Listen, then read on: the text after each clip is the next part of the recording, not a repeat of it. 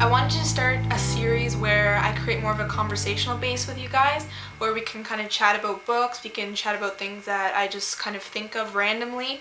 I'm just going to start doing random topics, and hopefully we can kind of talk about it and kind of create some good points. I think it'd be interesting. I've had this idea for a little while, and I want to talk about 3 books in particular that kind of connect on a basic theme.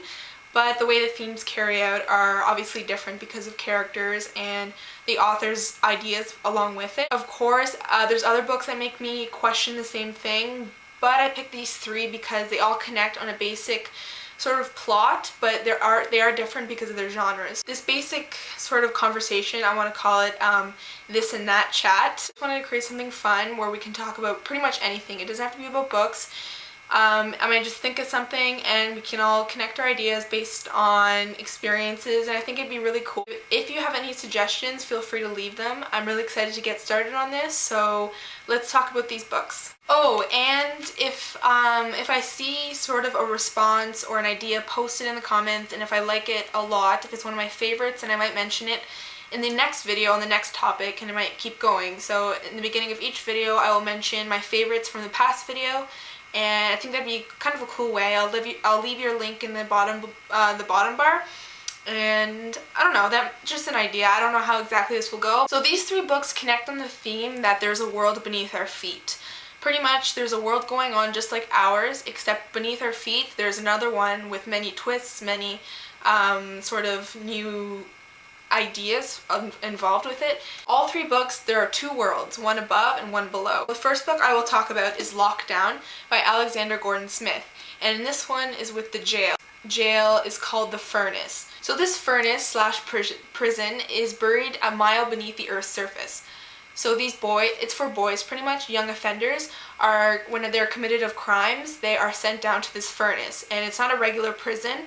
There are monsters that lurk at night, and the people who run it, not really people, but the monsters who run it are dark and spooky. Pretty much the main character is Alex, and he is set up to look like he killed his best friend Toby. The truth is that the black suits who pretty much kind of run this furnace set him up to look like he killed his best friend. He doesn't know why. He can't really proclaim his innocence because no one will believe him. So he's sent to the furnace, and this furnace is filled with men with gray skin, silver eyes, and masks, and men in black suits that have dogs on leashes that are, their skin's grotesque and slimy and gross. And pretty much you are forced to stay in your cell, and at night things change drastically. At night, you can be dragged away in a second and never come back. Alex believes he can escape. The idea of escape has been thought about, but no one can really believe that someone can do it. So Alex is the main character who truly believes there has to be a way out, and that's pretty much where this book goes. But this makes me think, what if, because I just can't imagine a jail being beneath our feet. I think that's the coolest idea ever. It's very interesting and a little scary at times, but it's a good scary that keeps you on the edge of your seat. Now, if you actually think about a jail beneath the earth, it's really interesting. How would our world be different? How would things happen up here in response to that? Oh, this idea comes to life where boys can go to jail in such a horrible, dark place and forced to survive on such extreme bases. So this makes me think that, and it's one of the main reasons why I started this topic, is because it's one of the first books I read out of all of these. I absolutely love this book, definitely recommend it. So this is really interesting.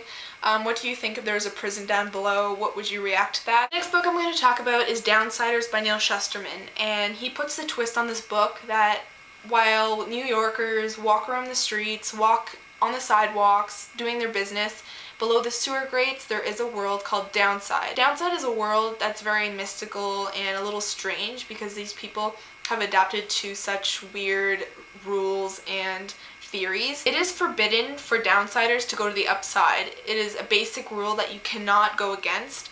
But the main character, Talon, is very interested to see what lies behind the sewer grates. As you can see on the cover, the boy is looking up, and that we can pretty much make the connection that that's Talon.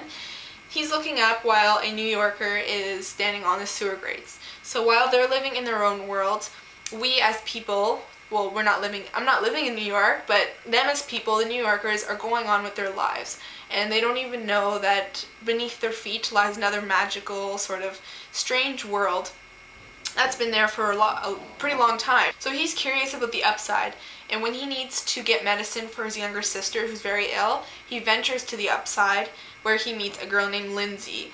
And Lindsay's curious about him too and his world. Lindsay ventures down to the downside to see Talon's world, and she is very surprised and she's in awe of how the downsiders create art out of the trash that falls through the sewer gates. Now, it's really gorgeous when Neil describes what the world looks like, because you can't even imagine a world existing below the sewer grates. Conflict arises because something threatens the world, and they know that they can't let it destroy them and their hard work over so many years. I love Neil Shusterman's ideas, and this was just another idea of his that really made me think past when I closed the book. And it's really interesting to think about that. And this one we can relate to more because it is a little more realistic than Lockdown, but not really. The idea that a world could exist below our feet is pretty insane, and it definitely makes me think, what if? What if there is something we don't know about like that? I highly doubt it, but you know, it's fun to think about those things, and this definitely made me think about it because it is more realistic. There are regular people involved, like the city. The city's involved. If you're interested, I definitely recommend it. It's a great quick read that really makes you think about our world and a world that could exist below our feet, even though there's probably just rats in the sewer grates, but it just makes you think, and it puts a little magic in your everyday because you've read such a great book that puts a great spin on our world today. Incarceron by Catherine Fisher also puts the spin on a prison below our feet. Except it's very different than Lockdown because it's more mystical. There's a lot of fantasy. This is a hardcore fantasy book. Her descriptions are incredible. It's full of interesting concepts. I love the setting. I love the way she describes things. And it's a really magical, really magical book. I cannot say that enough because it is so true. All these three books connect in some way, and they all have sort of little things that do connect that make them a little similar. So in Incarceron, characters from above and below do make contact some way. Prison has been sealed for centuries. No one believes that you can actually escape. A legend says that one man did escape, but not a lot of people believe in that. Now, there's a 17-year-old boy, Finn, who we follow along this journey, and he truly believes that there is a way of escaping. He doesn't remember his past. He doesn't know where he's come from. When he tries to think of it, it's really blurry and fuzzed. So he's determined to escape. He wants to, he's going to, and that becomes a little bit more interesting when he finds a key. Claudia is a girl that lives on the outside.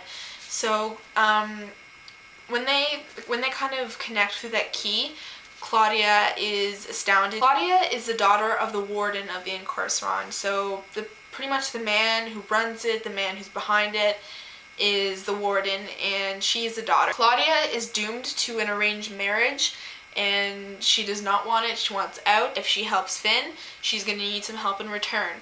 But obviously, Incarceron has more to it. It's not as easy as it sounds. Even though one man has said to escape, it doesn't mean that it's possible again.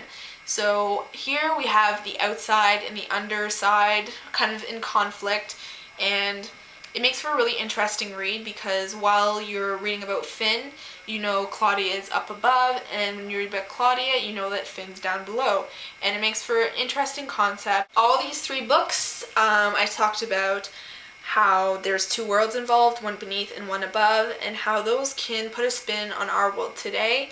Obviously they don't exist, but you know, just think about what if they do, what would you do, what would you think?